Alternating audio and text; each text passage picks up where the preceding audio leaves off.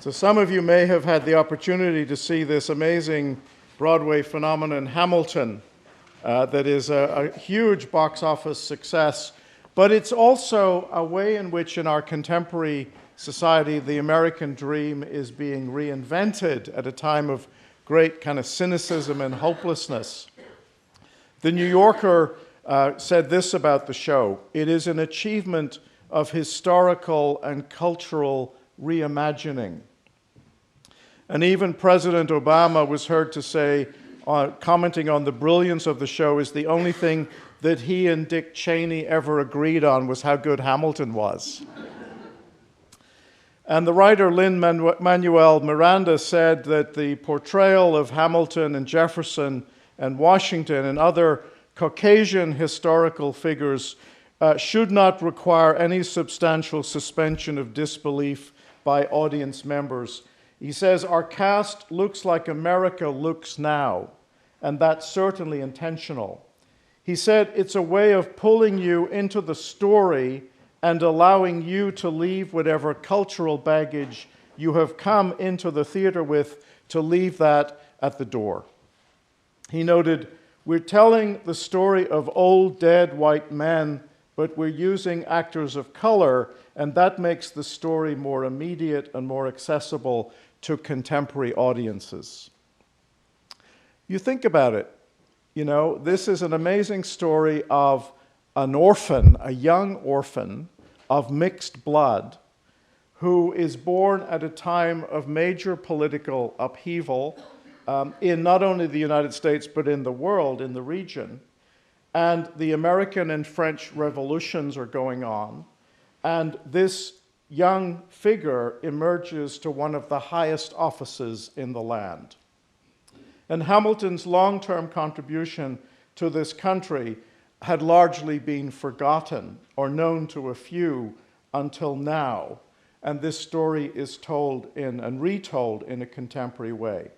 And the issues of our present time are woven into this somewhat stylized history, and the obscure, forgotten Hamilton is given a new makeover and becomes a kind of guiding light, the hope and energy of the American dream at a time of cynicism and despair. Part of the attraction of this character, I believe, was mentioned by the professor of history and American studies at Yale, Joanne Freeman. She said, "The real Hamilton was a mass of contradictions, an immigrant who sometimes distrusted other immigrants, a revolutionary who placed a supreme value on law and order, a man who distrusted the rumblings of the masses, yet preached his politics to them more frequently and passionately than many of his more democracy-friendly fellows." In many ways, the writers of Matthew's Gospel is doing the same thing that's been done to Hamilton with some older Jewish figures, particularly the figures of Elijah, the figure of Elijah. And if you were a Jewish kid living 3 centuries ago, your favorite comic figure was Elijah. He was this larger-than-life character who flew around in a supersonic chariot, and he took on the forces of evil. He was like the Avengers or Superman, and he would zap down fire from heaven and fry up all the bad people, if only it was that easy. But he was very much in the kind of Jewish common mind of this hero who overcame evil with good. And this past year, I learned a little bit more about how important Elijah is to the Jewish community, because Rabbi John Haddon, when we had that wonderful Seder at the fountains, there is a tradition of the meal that celebrates the liberation from slavery in Egypt. There's an empty chair at every Seder. And that only came into Jewish practice about the year 1000. And there was this huge persecution back then. Something like 250,000 Jews were massacred and killed and persecuted in a wave of pogroms. And Elijah becomes this kind of the person of last hope for the Jews. And that's how he came to be associated with the Seder tradition. I didn't know that. So Matthew, in telling the story of Jesus and John the Baptist, is framing John's advent in the kind of shape of Elijah. He's certainly dressed the same way. And like Hamilton, he is a complicated, interesting, very charismatic, very popular person of his day. And again, we think of John the Baptist as a kind of hippie, countercultural phenomenon, when in fact he was of aristocratic blood. He is a complicated figure. His father, Zechariah, was one of the priests, one of the nobility that ran the major industry in Jerusalem, the temple. And John would have lived in very rarefied, would have attended the best schools. So he is an unlikely rebel. He is rather like, we think about the passing of Fidel Castro recently. And Castro wasn't some Cuban peasant. Castro came from the top level of Cuban society, was educated in a Jesuit school. So he rejects the very system that has made him who he is. And so when we look at this character of John the Baptist, that's going on. And there are a couple of different movements at this time that are trying to figure out, how is God going to do the great cleanup of the world? How is God going to fix this mess? And there were different schools of thought. Some people, they were called zealots. They thought that you had to use guerrilla violent warfare to overthrow the Roman armies to get rid of them out of our country. And we know that Jesus actually has in his inner circle Simon the Zealot, who would have probably represented this part of the Jewish community trying to find solutions to the problems of their day. Another group we know a lot about, they're known as the Essene community. They left a lot of materials, a lot of writing, so we know about them. And they were people, they were single people, married people, children. They were living in community, and they left the city. They were living on the edge of the city. They shared all things in common. They were kind of burnt out. It's a bit like, I'm burnt out on New York. I'm getting out of here. And I'm setting up an alternative community in Millbrook where we're going to all live together in a kind of utopian society. That's the Essenes, and that was their solution. And we know about how you became a member of this community was that you were initiated through baptism, that there was a kind of ritual purification of washing away that old life and taking on a new community life.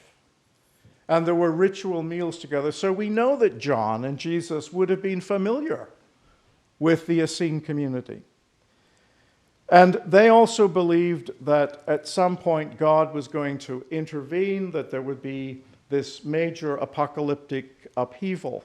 And so the community was ready for that change, was getting ready for that preparation. So that's a big piece of the kind of reinvention of Elijah that Matthew presents in today's gospel. And the other thing that Matthew's concerned about, rather like Hamilton, is about bloodlines and cultural connections. And the first chapter of Matthew is this whole genealogical list of where Jesus came from. And for Matthew, it's an essential part of convincing the community that Jesus is the Messiah. Jesus is the one who's going to come and begin this revolution that God is in charge of. And it's very interesting because if you look at that list, it's mainly men. So it's 42 generations from Jesus backward. David mentioned Jesse, the whole image of the stem or the rod of Jesse, this old gnarled tree stump that represented the royal house of David. Jesse was David's father. So he's mentioned in that genealogy. But what's also interesting is that there are 4 women who are also mentioned in the genealogy. One is the grandmother of Jesse is Ruth, who was not a Jew. And there are some women of disrepute mentioned. Rahab was a prostitute in Cana. Bathsheba seduced David. Ruth was a Gentile from Moab. And Tamar posed as a prostitute to seduce Judah. And so it's really interesting that in the genealogy, you have a way in which Jews and Gentiles, the good and the not so good, are connected in the story of salvation. It's a really powerful thing that we don't often pay attention to. And often, in the church, we're obsessed by being good and perfect, and that extends. We want the perfect family, we want the perfect children, well, guess what? In Matthew's genealogy of Jesus, we are liberated from that perfection. Thanks be to God. And that somehow in that story that is lived out, that we all can kind of connect and be a part of. And that's what Matthew does with these 2 characters, that all of a sudden, front and center stage, like Hamilton, Elijah and the prophecies of Isaiah are given a new makeover in John the Baptist and in Jesus. And so we're building up, we're getting ready. I also want to talk a little bit, just kind of close, about this idea of the tree of Jesse. Because the tree of Jesse has fascinated the faith community for generations. And the whole idea of a family tree, we're fascinated by, you can go online now, Ancestry.com, and you can actually create your family tree. And you can research and go back and find out who your maybe you don't want to do that, but you might want to do that. But that comes from the idea of the tree of Jesse. And in the medieval period, we have beautiful artifacts of illustrated manuscripts of the tree. Jesse is sleeping, and from that tree comes the kings and the royalty to Jesus. And at a time when blood and ancestry and power and wealth and land was transferred, that was actually very important. And today in our parish hall, there's a tree that has lots of little things that we're going to buy for our Christmas families. And so that tradition continues in different ways of the tree of Jesse and so on. So these are wonderful traditions, and we learn about how these, what apparently seems dead and lifeless, suddenly there's a little green shoot that springs up, and that hope is born again, and that springtimes come. And it's possible to retell history and pass on these forgotten stories and traditions that cross time, ancestry, class, and color. The message of hope and redemption, human failures and surprises from unlikely sources, take many guises and are food for our earthly journeys together. For Isaiah and Matthew, for John the Baptist and Jesus, for Lin-Manuel Miranda and Alexander Hamilton, even Dick Cheney and Barack Obama, if they can get something in common out of this well-tried and surprising true process, maybe we can as well. Amen. I'm hearing voices.